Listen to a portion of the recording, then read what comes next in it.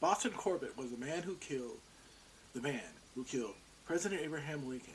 He was part of the 16th New York Cavalry Regiment that was in hot pursuit of Lincoln's assassin, John Wilkes Booth, along with his accomplice, David Herold.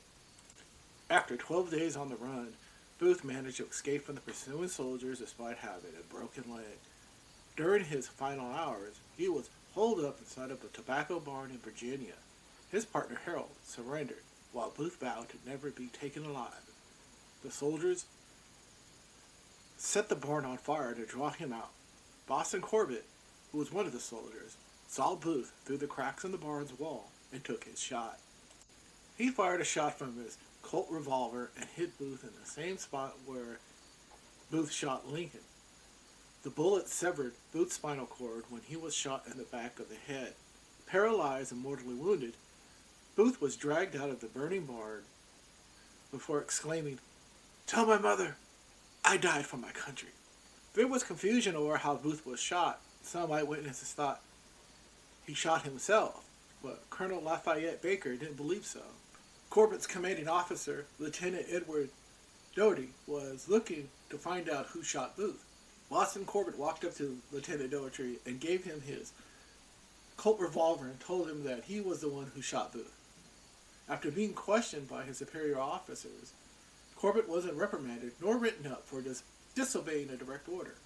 To know more about the life of Boston Corbett, let's travel back to January 29, 1832.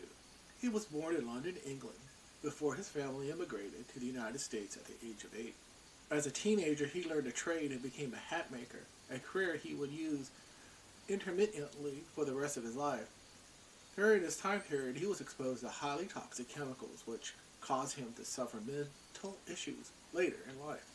He would become a U.S. citizen and got married in 1855. The couple moved to Virginia to find work, but due to his highly vocal personal opposition to slavery, it was hard for him to find long-term employment. A year later, his wife died from a severe illness, causing his personal life to spin out of control. Corbett became a drunkard and eventually a homeless destitute before his life was turned around by a group of evangelical temperance churchgoers who turned him around. A couple of years later, he became a highly sought-after hat maker who would preach on street corners in his spare time. He replaced alcohol with religion and became very obsessed with the Methodist Episcopal Church. On July 16, 1858, that was when he castrated himself with a pair of scissors after fearing he wouldn't remain chaste and be consumed by lust and desires of the flesh. After spending a month in a hospital, Corbett would continue with his missionary work, helping homeless drunks become sober and aiding them in finding jobs. He was baptized by the church, and he changed his first name from Thomas to Boston. During the early days of the Civil War, Corbett volunteered and was sent to the Union Army's 12th New York State Militia, but his constant preaching and condemning fellow soldiers and officers for violating the Ten Commandments got him in trouble.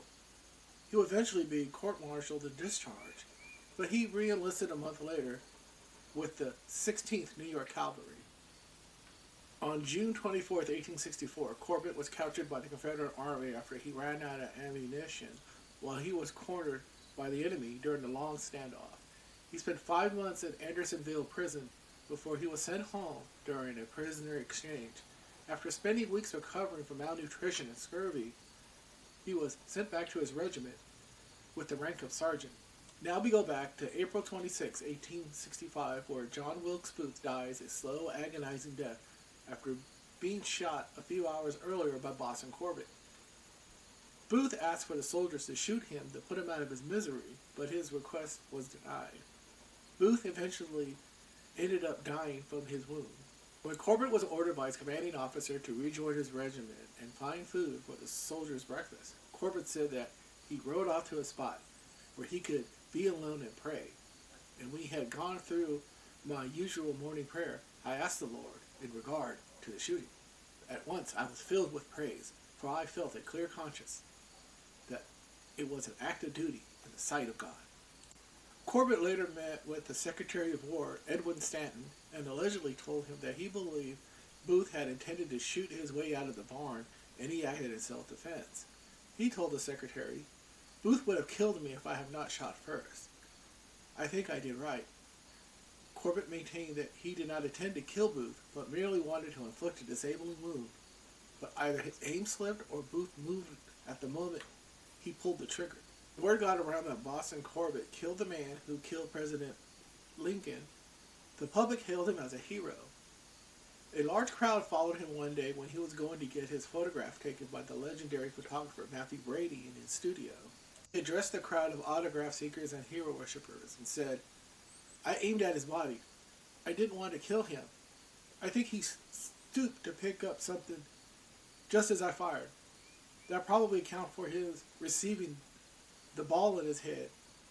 The assassin lay at my feet, a wounded man, and I saw the bullet had taken effect about an inch back of the ear.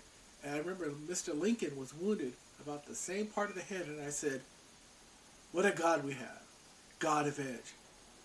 Abraham Lincoln.'" On May 17, 1865, he testified at the trial of the Lincoln assassination conspirators and said this about his role in the death of John Wilkes Booth. Finding the fire gaining upon him, he turned to the other side of the barn and got toward where the door was. As he got there, I saw him make a move towards the door. I suppose he was going to fight his way out.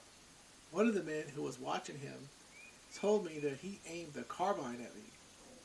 He was taking aim with the carbine, but at whom I could not say. My mind was upon him, attentively, to see that he did no harm. And when I became impressed that it was time, I shot him. I took steady aim on my arm and shot him through a crack in the barn. Of the $100,000 reward that was offered for the people wanted for the murder of Lincoln, Corbett's share was just $1,600. He was offered a large sum of money by those wanting to buy the revolver that he used to kill Booth, but he replied that it's not mine, it belongs to the government, and I wouldn't sell it for any price. After he was discharged from the Army on August of 1865, Corbett returned to his career as a hat maker. He received large amounts of hate mail and death threats from Confederate sympathizers. Corbett continued to be a lay preacher on the side and tried to capitalize on his fame as Lincoln's Avenger by giving lectures at Sunday schools, revival meetings, and women's groups. And he also used a slideshow for his lectures. But his eccentric behavior eventually ended the tours. Over the next few years, Corbett became increasingly paranoid about those in the government wanting to get revenge on him for killing John Wilkes Booth because he deprived them of being the ones to bring him to justice. He also feared that a secret order known as Booth Avengers were conspiring against him due to the increasingly constant amounts of hate mail he was receiving, along with numerous death threats. Corbett began to carry a gun wherever he went. He also blamed both organizations for ruining his career as a hat maker. After an incident at the 1875 10-year anniversary of the Soldiers' Reunion of the Blue and Gray in Ohio, in which he was verbally accosted by some veterans of killing John Wilkes Booth, Corbett pulled out a gun but was kicked out of the party before he could fire it. He headed out west later and became a homesteader in Kansas in 1878. While living in a dugout home in Kansas, Corbett got a job as an assistant doorkeeper for the Kansas House of Representatives due to his fame as Lincoln's Avenger on January 1887. A few weeks later, Corbett became convinced that everybody in the building was conspiring against him, so he brought a gun to work on February 15th and chased several people around the building while waving his gun around. Corbett was declared insane by the state and was sent to the Topeka State Mental Hospital on February 16th. But he escaped from the facility on May 26, 1888, on horseback. During his escape, he told several people that he was going to Mexico and was never seen again. Boston Corbett was a hat maker, a Civil War veteran, and a hero for killing the man who killed Abraham Lincoln, and was a man of God who was truly a red, white, and blue American hero.